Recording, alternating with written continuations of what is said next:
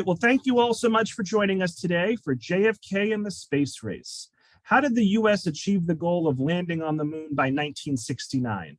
We're going to go behind the scenes of the Kennedy Space Program with photographs and stories from the John F. Kennedy Presidential Library and Museum collections.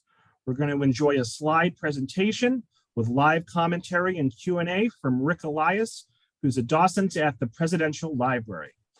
So all, let's see, 50 of us or so. Let's give a big virtual round of applause to Rick for joining us here this afternoon. And Rick, you can take it away. Thanks so much. Thank you, Robert. Thank you very much. And welcome, everybody. I appreciate Robert asking me to join you. I wish I could tell you that I was broadcasting, doing this from the library. However, the library is not completely open yet because of the pandemic. But for those of you who are interested, the library is now open from Thursdays through Sundays from 10 to 4. They are limiting attendance. So if you want to go to the library, go through the museum, you can do so by going online and logging in at a certain time. As I said, they're limiting the number of people who are going because they want some spacing there.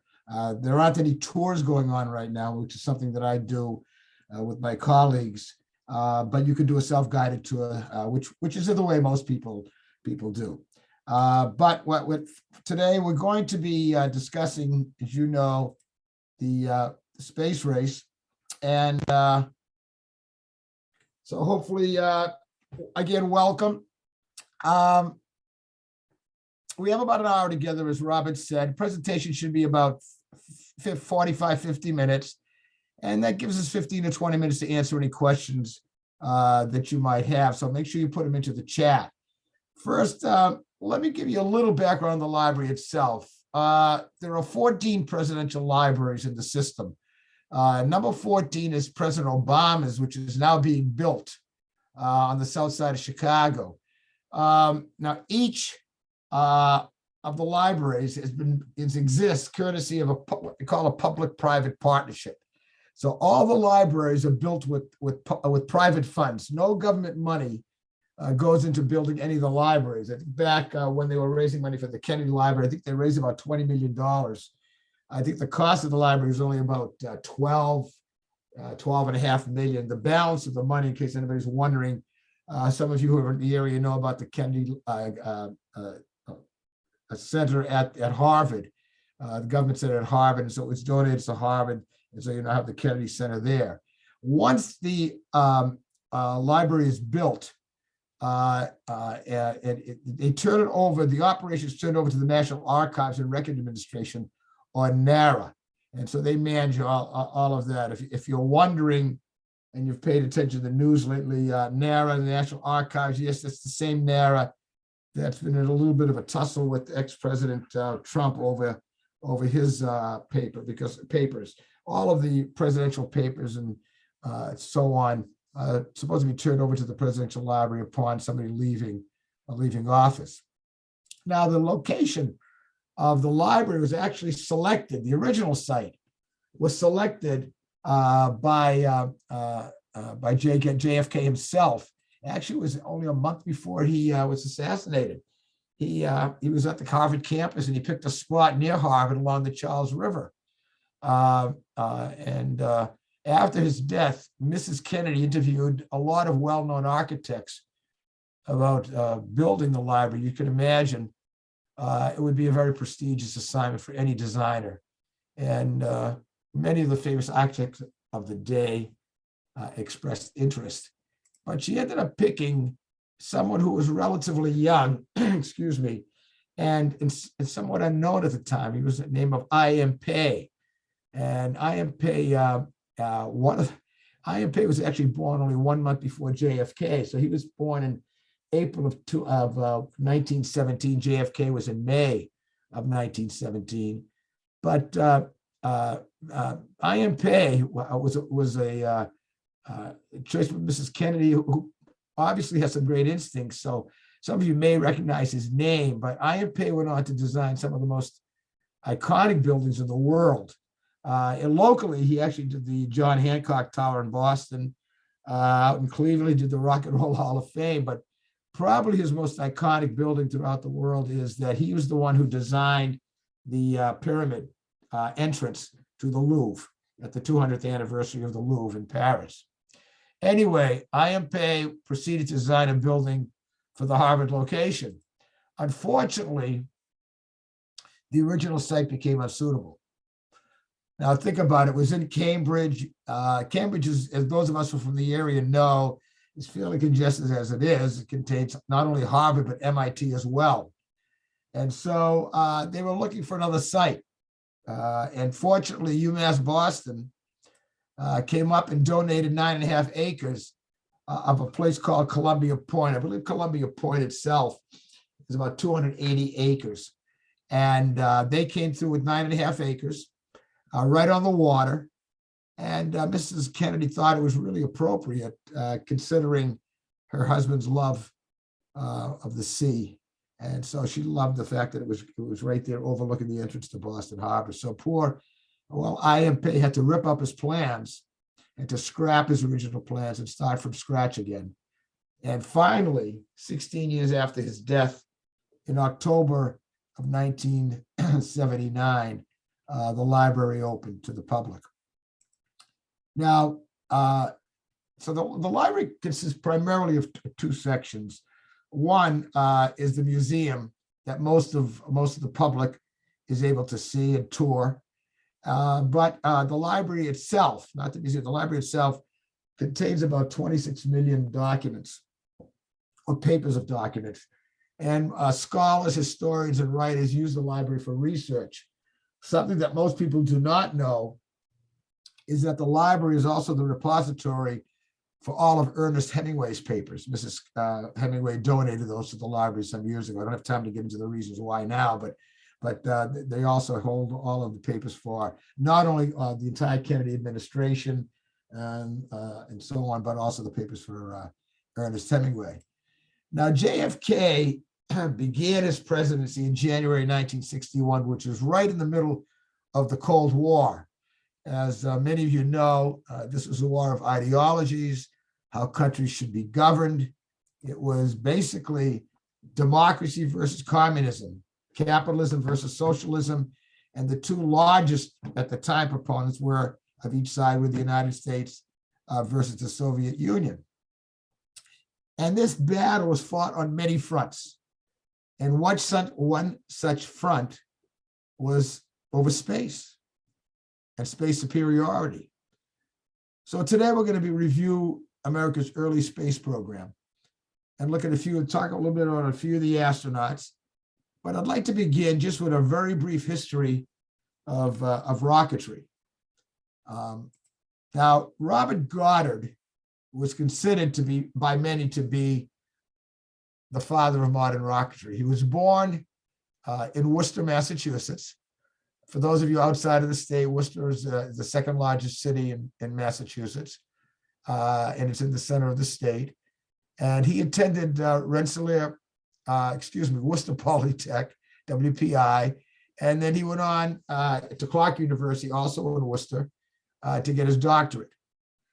And in 1926, Robert Goddard, and I believe it was on a farm owned by his aunt, he conducted the first successful launch of a liquid fuel rocket. Simultaneously, in the 30s, Germany was developing its own missile program. And they were in communication with Goddard, sending ideas back and forth, and looked to Goddard for some suggestions. And in 1932, Germany brought on board Werner von Braun, a young engineering prodigy who was interested in space exploration. Now, von Braun was really interested in space travel. He wanted to go to the moon. He wanted the ideas of going to the other planets. He really didn't see any military use for rockets. However, the German military felt otherwise. And by 1942, Germany had developed the V-2 rocket, which was the first artificial object sent into space. Now, earlier in the war, in 1940 or 41, some of you history buffs may recall that there was something called the Blitz over London. the German warplanes, bombers were dropping, they went something like 56, 57 straight days of dropping bombs in London. And that was called the Blitz. Well, in 41, Hitler decided that he was interested in going after the Russians. So he took all of his bombers and he moved them to the Eastern Front. So the Blitz stopped. But a few years later, in 1944 and 45, there was another Blitz. And at that time, Germany used the V2 rocket. Now, during World War II, the United States and the Soviet Union were allies, but it was pretty obvious towards the end of the war, and certainly it happened after the war, that the United States and the Soviet Union became adversaries. Of course, the Soviet Union was developing its own rocket program. And following the war, there was a competition between the United States and the Soviet Union to attract German rocketeers. The United States called their program Operation Paperclip. And the United States, through Operation Paperclip, was successful in convincing von Braun to come to America. And he brought 127 rocketeers with him. As an aside, and this surprised me, in my reading, I found out that all told, between 1945 and 1959, there were 1,600 German scientists who emigrated to the United States. Just an aside. Anyway, with his fellow rocketeers that he brought with him, von Braun and his team, they went to work for the Army Ballistic Missile Program, developing rockets for American satellites. But as I mentioned, the Soviets were working on their own missile program, and they beat America into space. And in October of 1957, the Soviet Union launched Sputnik, the first artificial object to orbit the Earth. In fact, 1 month later, they launched their second Sputnik, Sputnik 2, in November of 1957. And that was pretty unique, not only because it was the second flight, but it was carrying a living organism. There was a stray dog, Laika. So Laika, which is a stray dog, was the first living creature to go into space. Meanwhile, the United States was having all kinds of problems with its rockets. They were blowing up on the launch pad. This is a picture of the Vanguard rocket blowing up. Of the first 11 tests that the United States attempted, 8 of them blew up. 8 of them were failures. Okay. But unlike the Soviet Union, America was televising. I mean, we didn't find out, we found out about Sputnik, but we didn't know how many failures they had had before that. But the United States was televising everything. So there was a lot of pressure on America at that point. Finally, in January of 1958, America launched its first satellite, Explorer 1. And then 6 months later, the National Aeronautics and Space Administration, NASA, was formed under President Eisenhower. And 7 months after that, the original 7 Mercury astronauts were introduced. I always love this picture because it's their introductory press conference, and one of the reporters threw out the question, which of you is going to be the first into space? And of course, as you can see from this picture, they all raised their hands. Except for Wally Schirra right here and John Glenn. They both raised both of their arms. A very competitive group. They obviously were very accomplished. You had to be, number one, have an engineering degree, and number two, you had to have been a test pilot to apply to become an astronaut. So all of these guys were test pilots. All probably type A personalities, all very competitive. In 1960, the Army Missile Program under von Braun was merged under NASA. And it remained under NASA's leadership, under von Braun's leadership. You can see a picture of von Braun here with then President Eisenhower. Now, earlier, I mentioned, so it was taken out of the military. It was moved over to a civilian oversight, which was NASA.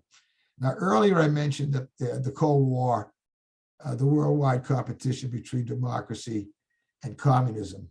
And of course, the Cold War dominated world affairs, world politics, geography, economics, trade, military, etc.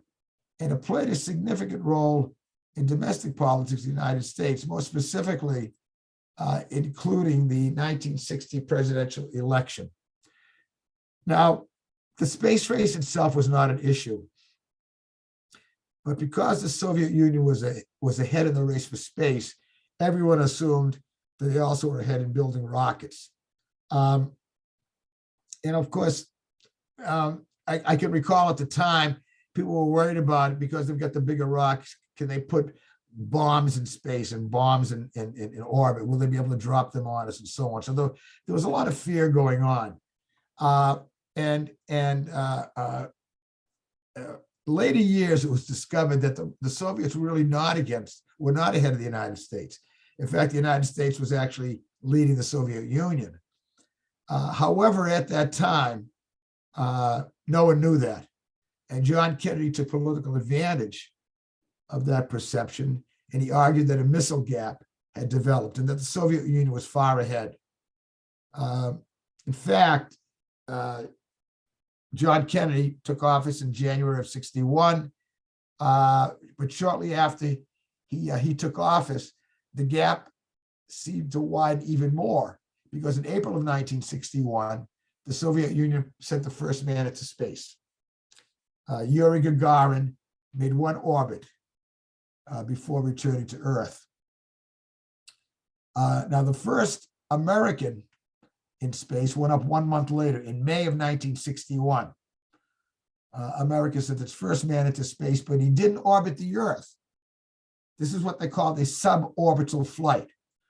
This is an old diagram we found in the archives from that time, and you can see that the rocket left Cape Canaveral and reached an altitude of about 116 miles, and then just came right back to Earth about 300 miles downrange. The entire flight only lasted 15 minutes. Now, the astronaut was a man by the name of Alan Shepard, and some of you from this area familiar with that he was from Derry, New Hampshire. I'll talk a bit more about Shepard and the flight shortly, but I first want to take a look at the vehicle or the capsule that Shepard rode into space. So the Mercury capsule was not very big, about 6 feet wide and 9.5 feet high. Astronauts could not be taller than 5 feet 11, nor weigh more than 180 pounds. Now, weight was a major concern because every additional pound meant that the rocket had to be that much bigger. So there was a continual effort by the capsule engineers and designers to keep the total weight down. I remember some of us talking a number of years ago as to why did they come to the logical conclusion they should have used women for the first astronauts, because on average, women are smaller and lighter than men. Well, the reality was that at that time, no women were, there weren't any female test pilots. So remember, one of the original criteria was that they had to have been a test pilot. Now, this is a picture of Shepard's launch atop with a Redstone rocket. And notice up here, here's the capsule right up here. And above that, you'll see this escape tower. And that was in case there was a problem during the initial parts of launch, the escape tower would pull the capsule away. And obviously as a safety precaution for the astronaut. Now, during that time, I guess you can see Robert, but hopefully you can see my little clip up there as well. There was something that happened to Alan Shepard that I always enjoy telling the story. Well, Alan Shepard climbed aboard the rocket, and there was delay after delay after delay while he sat up there. And he actually ended up sitting in that capsule for 4 hours before the flight. And so you can imagine, just use your imagination, what's going to happen after 4 hours. And if you think of almost basic functions, you're right. Alan Shepard had to urinate, but they had a dilemma. He's up on this rocket, and in order to, they would have to open up, bring that gantry back, which is a big red tower, bring it back, open up the capsule, take him out of the capsule, bring him down the elevator, take off his suit, et cetera, et cetera, et cetera. And this was obviously very problematic. So after discussing for a while, eventually they turned off, I hope they turned off the electrical system to his, that would be monitoring his physical situation, his heart rate and so on. And they said, Alan, go ahead and pee in your spacesuit. And so that's what he did. Literally, he had to pee in a spacesuit before he took off. He tells about that in his biography. Now,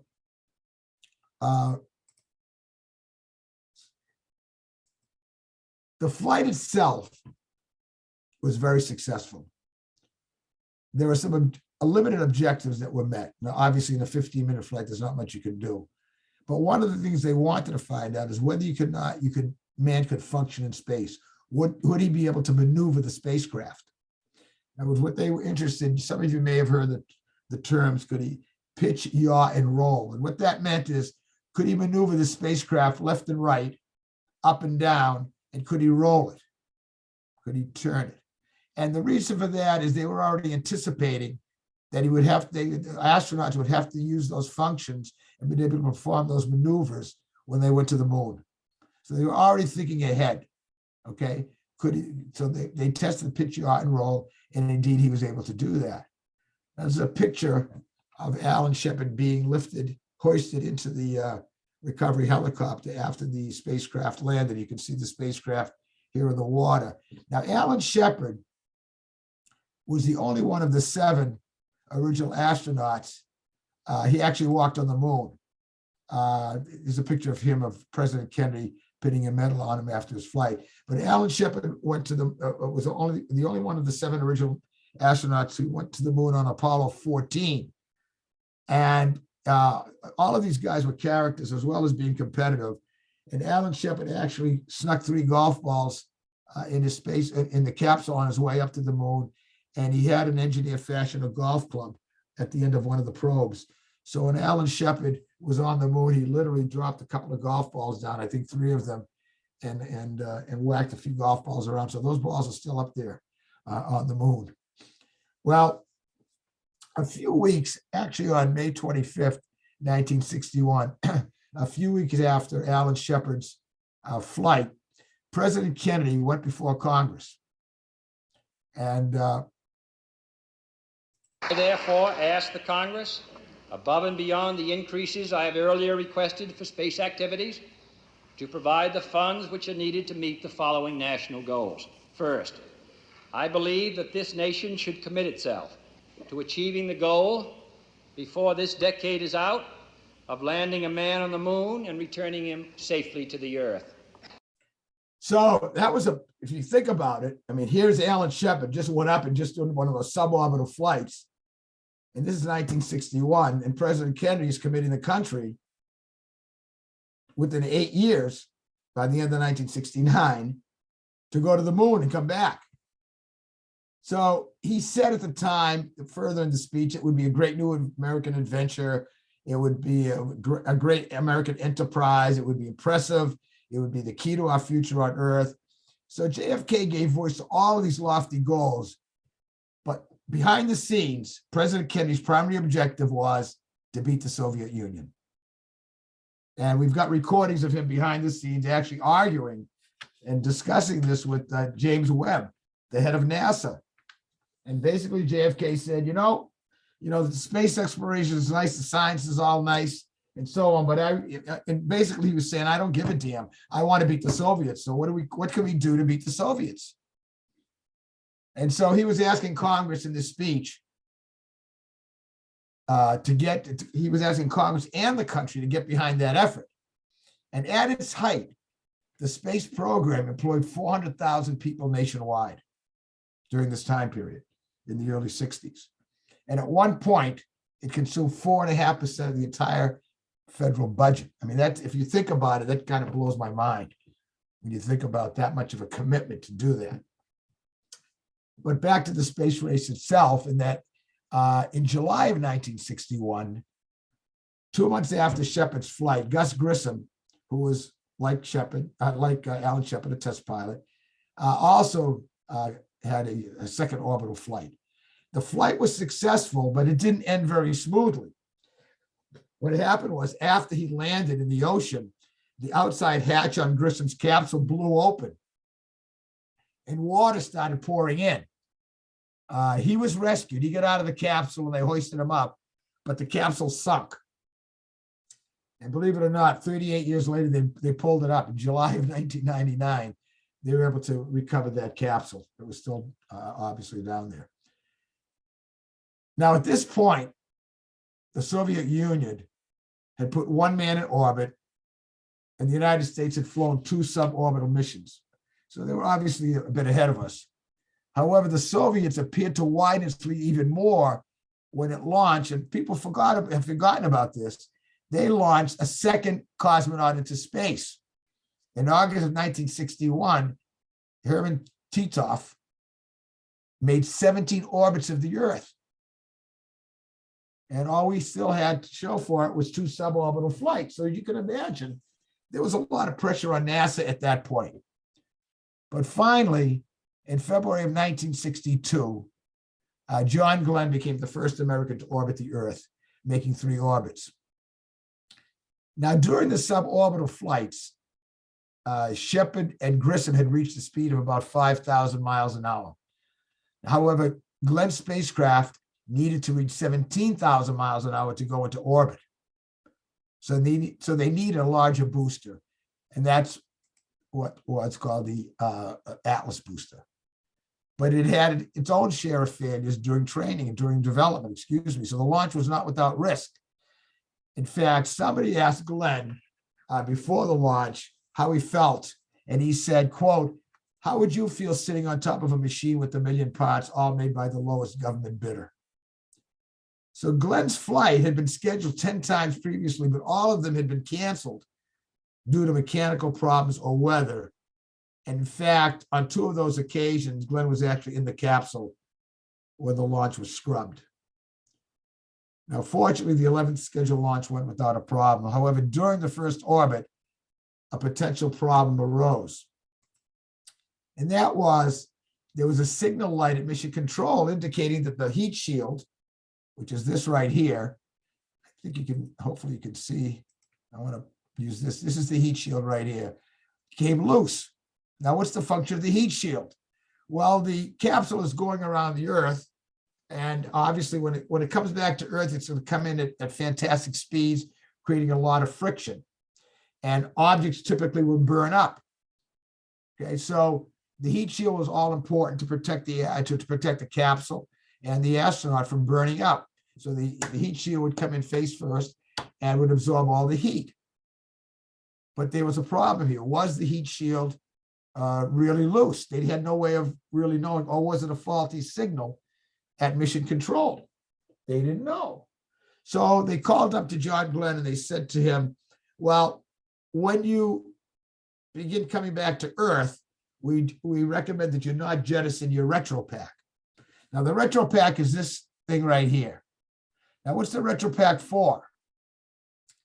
Well, let's think about orbiting. He's orbiting at 17,000 miles an hour. And as long as he maintains that speed, he's going to continue to orbit.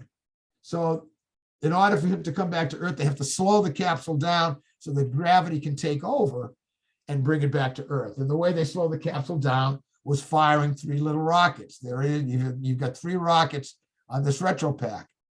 So they would blast those off, slow the capsule down, gravity would take over. But normally, once that retro fire happened, they would jettison this. Now, it was held on by 3 little straps. You can see a strap here, there's a strap here, there's another strap here that's hidden. They would jettison the retro pack so that you had a clean face on the heat shield. But at this time, they said to him, John, we don't want you to jettison the retro pack. At first, when he asked them, what's that for? They said, not to worry about it at this point. But ultimately, they had to tell him the reason why. And, but there was, and obviously he came back, he was safe, but there was some very nerve-wracking moments because during reentry, there's a communications blackout of about 4.5 minutes because ionization around the capsule builds up. And at that time, the batteries on the capsule were not strong enough to force the communication signal through there. So they were literally deaf, dumb, and blind for 4.5 minutes as the capsule was hurtling through the atmosphere. Okay, was Glenn safe or had the capsule burned up in the atmosphere? In the meantime, John Glenn, who had a window in the capsule, began to see burning debris flying by. The retro pack was burning up and chunks were breaking away. He later said it was spectacular, a real fireball. But he also said that at the time, he wasn't sure if the debris was from the retro pack or from pieces of the heat shield. So you can imagine it was very tense for a lot of people. Now, John Glenn obviously became a national hero and went on to serve the nation. He served as a senator from Ohio from 1975 to 1979. And in 1998, at the age of 77, he flew on a space shuttle mission, testing the effects of space flight on aging. And then in 2012, John Glenn was awarded the President's Medal of Freedom that you can see President Obama bestowing upon him.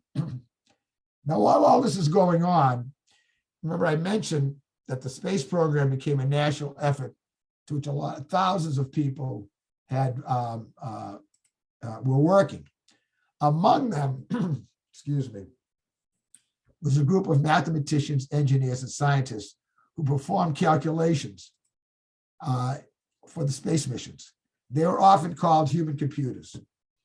Now, most of these were women who had been hired to replace the men who had gone off to fight during World War II. When the men went off to fight, they brought these women into work behind the scenes on rocketry and so on and so forth.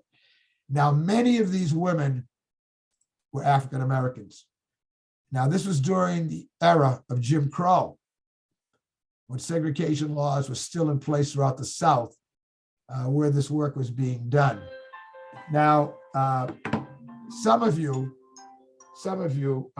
may have seen the movie Hidden Figures, and it was about these women and what these women had accomplished and contributed to the space program. But it was also about the problems and indignities that these women faced while working for NASA. One of the most well-known of these women was Katherine Johnson, who was a mathematician. Now, Katherine Johnson was born in 1918 in West Virginia, but the county where she grew up, in Greenbrier County, did not provide schooling for Black students beyond the 8th grade. So her family moved near West Virginia State College, an all-Black school, and Katherine graduated from high school at age 14 and then from college at age 18. And she went on to be hired by the government to work on aeronautics. And in 1958, this agency was disbanded and superseded by NASA. So Katherine became employed by NASA to work on trajectories and orbits. And she actually calculated the trajectory for Alan Shepard's flight, for Gus Grissom's flight. And she calculated the trajectory and the orbit for John Glenn's flight. In fact, just prior to flight, Glenn asked if the girl had checked the trajectory. Now, at that time, computers had not been fully developed. They were developing the computers. In fact, Katherine Johnson was one of the ones working with the tech people to develop computers that could take over all of this high mathematical work. But so just prior to his flight, John Glenn asked if, quote unquote, the girl had checked the trajectory. And Katherine confirmed that her calculations aligned with the new automated computers. And Glenn famously said, Well, if she says they're good, then I'm ready to go. Now, Catherine was with NASA for 33 years, and she worked on all the space programs, including the moon landing and the space shuttle. And then in 2015, she was awarded the Presidential Medal of Freedom by President Obama, and she died in 2020. Bless her, at the age of 101. Following the Mercury program was Gemini. And the Gemini capsule had the same basic shape, as you can see, as the Mercury capsule, but it was a two-man vehicle. Okay, you can see a picture of it here. And in 1965, during one of those Gemini flights, Ed White became the first American to walk in space. He was actually outside the capsule for about 20 minutes. In fact, he was having so much fun, they had to convince him to come back inside. He said he didn't want to bother coming back in the capsule. He was having a heck of a time. So that was a two-man capsule. Then following that, of course, we went to the Apollo program from 1968 to 1972. And this was, of course, a three-man capsule. And you can see here, let me get my little pointer out again so you can see a little. Here is the command, what we call the command module. And in here was where the three astronauts were located. Excuse me, I'm sorry. Behind it was what they call the service module. And the service module provided propulsion right here, but it also provided electrical power and it stored fuel and oxygen. Now, we all focus on the landing on the moon, but I think one of the most significant flights in the Apollo program was actually Apollo 8, which was launched in December of 1968, because this is the first time that man had escaped Earth's gravitational pull. So Apollo 8 left Earth's gravitational pull and orbited around the moon. It's the first time, again, that man had ever escaped the Earth's atmosphere. So it went around the moon a total of 10 times. It was a week-long mission. So not only was it the first time that man had escaped Earth's gravitational pull, it's the first time that man had ever orbited around another celestial body. So the crew orbited the moon. During those 10 orbits, it snapped images of the lunar surface for potential landing sites for the moon mission. And one of the most iconic pictures they took was taken on Christmas Eve, December 24th, 1968. It was entitled Earthrise.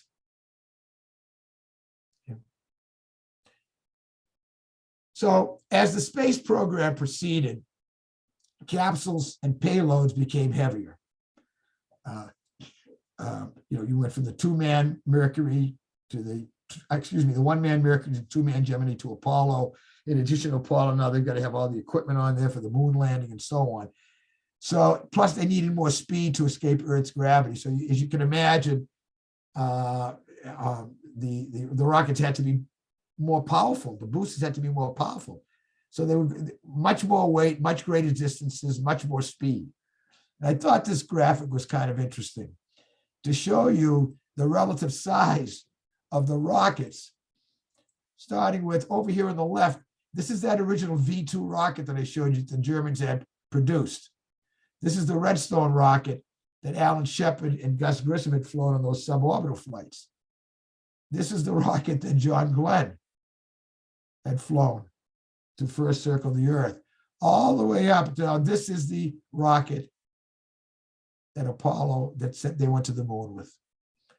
And I can tell you, I was down in Cape Canaveral some years ago and took a tour of the complex.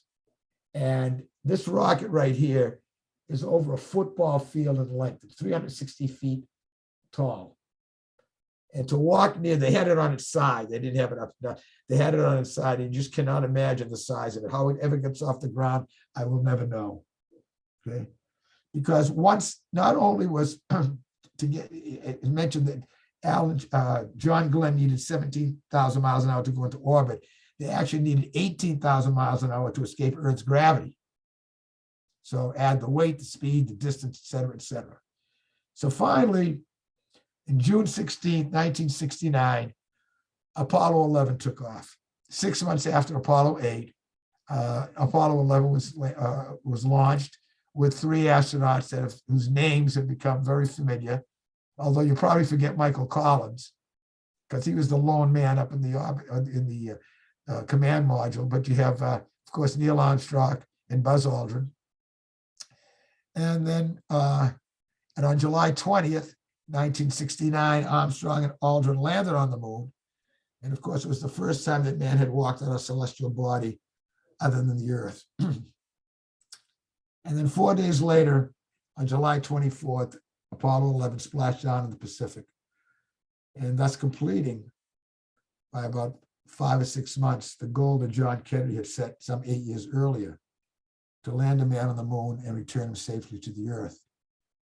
Now, since then, obviously, since that first moon landing, man's become more comfortable going to space, and space flight has become somewhat commonplace.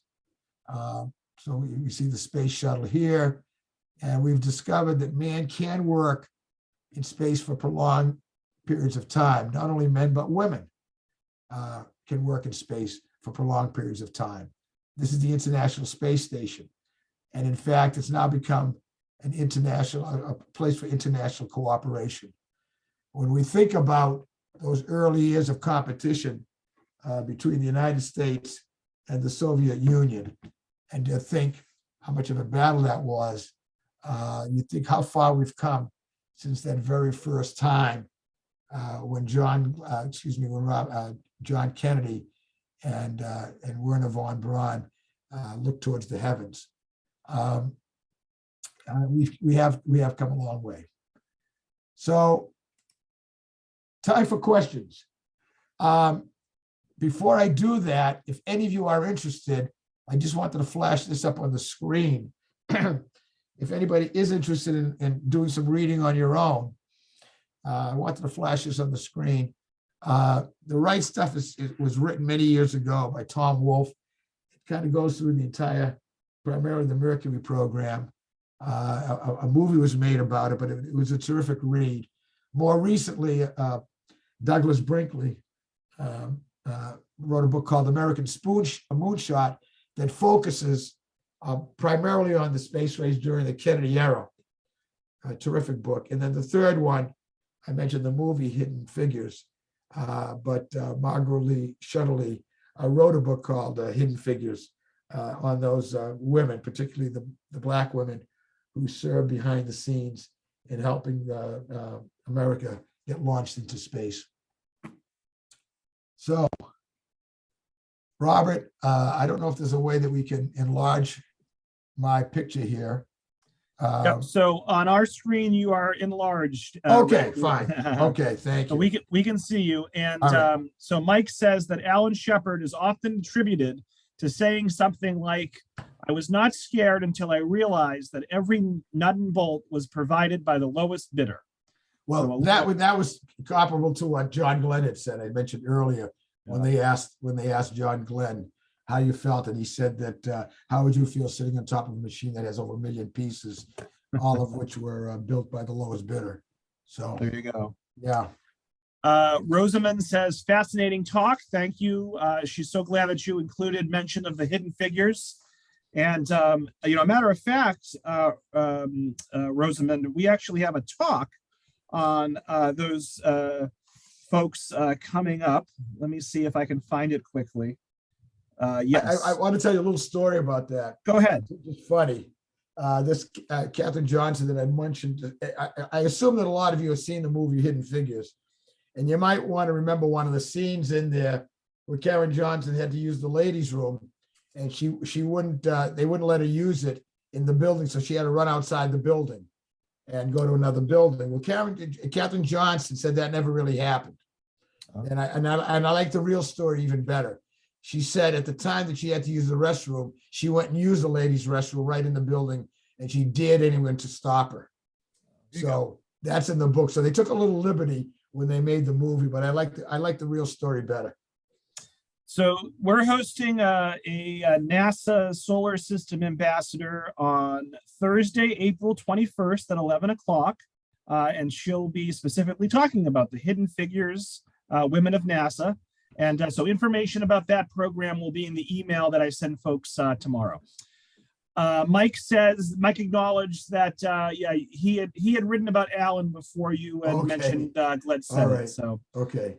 so does anyone else have any questions or comments for Rick here? We have a question. Will the U.S. make it back to the moon and beyond? What are your thoughts? Well, there? they're already planning to go to the moon. Yeah. I think they have long-term plans to go to Mars. Right. I'm not sure if it'll be in my lifetime, but they are right now. They are on work to go back to the moon with, I think, by 2024. Although that I may be wrong on that date. So maybe somebody else on the call can correct me on that if I'm wrong. But I think it's 2024. They're planning on going back to the moon. And Rick, at one point you had said that back in the 1960s we were spending 4.5% of the national budget. Yeah, that was incredible. That was in that book that I just talked about, American Moonshot. That was quoted by Douglas Brinkley. Yeah. Yeah, that's phenomenal. Phenomenal. I wonder what we're spending on NASA now. I'm sure I think it's not. It's much. It's about 1/3 of 1%. 1/3 of 1%. Yeah, 2 years ago we had or 3 years ago was the 50th anniversary of the Apollo landing, and we had a 2-day conference at the Kennedy Library, and they brought in actually Michael Collins, who died last year. Yep. Showed up there, and he was there as well in 2019. But they were talking about how much the budget had been cut. So I think it was like 1/3 of 1% now of the entire budget. So Bernard says, great talk, very informative. Barbara wants to know, who was the first woman in space? She's actually, I would think her name was Turishcheva. She was a Russian woman. Uh-huh. I can't remember her exact name, but I think it was Turishcheva, but she was a Russian. Patricia says, very interesting. Thank you. Karen says, thank you for an enjoyable and informative session. So last call for questions. Anyone else have any questions or comments? Rick, is the official JFK Presidential Library and Museum affiliated with whatever's on Hyannis for JFK? Is there some sort of museum? No, they're separate altogether. That's a private museum. Okay. The Presidential Library in Boston is part of the entire presidential system, library system throughout the country, going back to Herbert Hoover. So everybody since Herbert Hoover has had a presidential library. Sure. Gotcha. All right. Well, I don't see any further. Oh, wait a second. Jean says, thank you very much. Very informative. In July 1969, I was living in Germany and had to get up in the middle of the night to see the walk on television. That I remember that. That was some time, because people, I mean, that was the one time I could think of, in at least my lifetime, where people around the world really kind of united and was focused on one thing. Because even though it was America, I mean, think about the first time humankind had left Earth and landed on another celestial body. That was just something else that we all kind of rallied around together. Unfortunately. Another question: when JFK was alive, was the plan to put the center in Cambridge before LBJ moved it to Houston? I do not know. You mean, are you talking about I assume he's talking about the Space Center, the Houston. I would think so, right? Yeah, I have not read that, so I could not answer that question. But again, thinking back on the congestion in Cambridge, I would find that they would, because the area they need for that, the Johnson Space Center down there is huge. So I don't know where they would have the land, but again, I don't know for certain, so I couldn't say. Comment, she saw Alan Shepard's launch televised in elementary school. Okay. It was unbelievable at the time. Sure. Absolutely. Those are the things you never forget, Rick. The things from your childhood or even your adulthood when you see these phenomenal, space adventures. It's something else. Yeah, they stand out. That. It's funny though, because you saw the picture at the time of Neil Armstrong and Aldrin on the moon, and at the time they looked great, but now you look at them, it seems so ancient. They seem so old when you look at it. All right. Final question goes to Pat. Where was mission control for the early flights? Well, for the very early flights, mission control was right there at Cape Canaveral. I don't know when they moved it to Houston. Mm-hmm.